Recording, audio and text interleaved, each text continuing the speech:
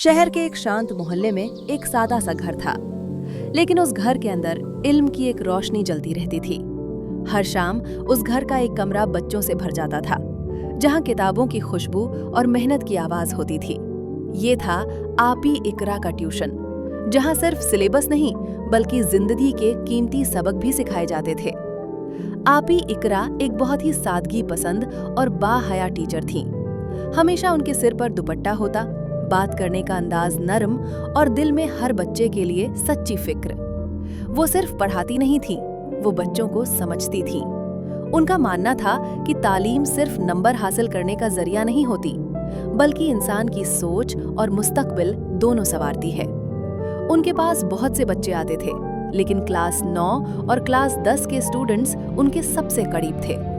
Class 9 में Urwa, रदीफा, Schuman और नेहा रोज बराबर मेहनत करती थीं, जबकि लड़कों में रिहान, हाशिम, माज और हमजा थे, जो धीरे धीरे डिसिप्लिन और फोकस सीख रहे थे। क्लास 10 में सुंदुस थी, लेकिन इन सब में एक बच्ची थी जो आपी इकरा के दिल के बहुत करीब थी, और वो थी मानो। मानो जब पहली बार क्लास 9 में ट्यूशन आई तो वो बहुत खामोश और शर्मीली थी। उसकी आंखों में हौसला कम और डर ज्यादा था। किताब हाथ में होती थी, मगर वो कभी खुद से जवाब देने की हिम्मत नहीं करती थी।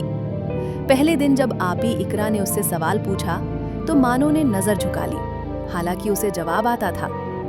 आपी इकरा ने उसे कभी डांटा नहीं, बस हल्का सा मुस्कुराते हुए कहा, गलत जवाब भी सीखने का हिस्सा होता है मानो।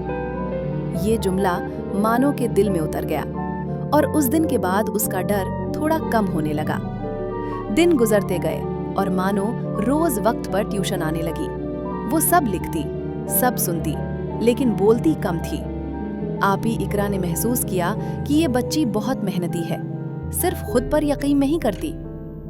एक दिन क्लास के बाद आपी इकरा ने मानो को रोका और नरमी से कहा, तुम बहुत अच्छी स्टूडेंट हो, लेकिन तुम खुद को कम समझती हो। मानो की आंखों में आंसू आ गए, क्योंकि पहली बार किसी उस्ताद ने उसकी कमी नहीं बल्कि उसकी ताकत देखी थी। उस दिन के बाद आपी इकरा ने मानो पर खास तवज्जो देनी शुरू कर दी।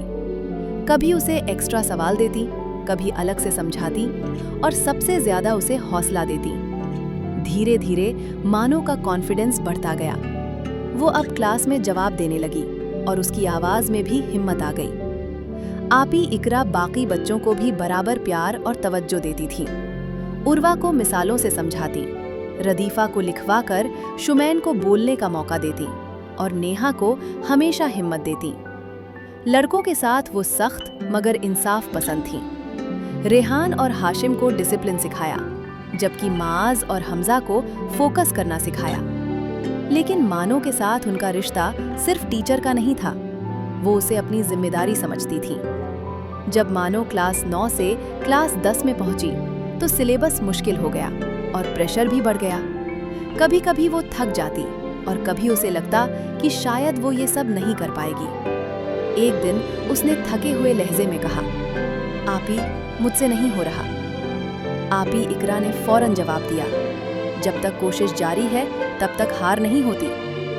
आपी इकरा मानो के साथ घंटों बैठकर पढ़ाती थी, कभी अपना वक्त देकर, कभी बिना किसी फायदे के, क्योंकि उनका यकीन था कि अच्छा टीचर सिर्फ सिलेबस नहीं बल्कि हौसला भी देता है।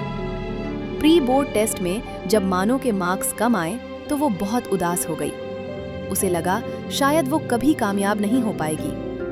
आपी इकरा ने उसका पेपर बंद करते हुए कहा, मार्क्स तुम्हारी पहचान नहीं मानो, तुम्हारी मेहनत तुम्हारी पहचान है। ये बात मानो के दिल में बस गई। उस दिन उसने फैसला किया कि अब वो सिर्फ पास नहीं होना चाहती बल्कि खुद को साबित करना चाहती है।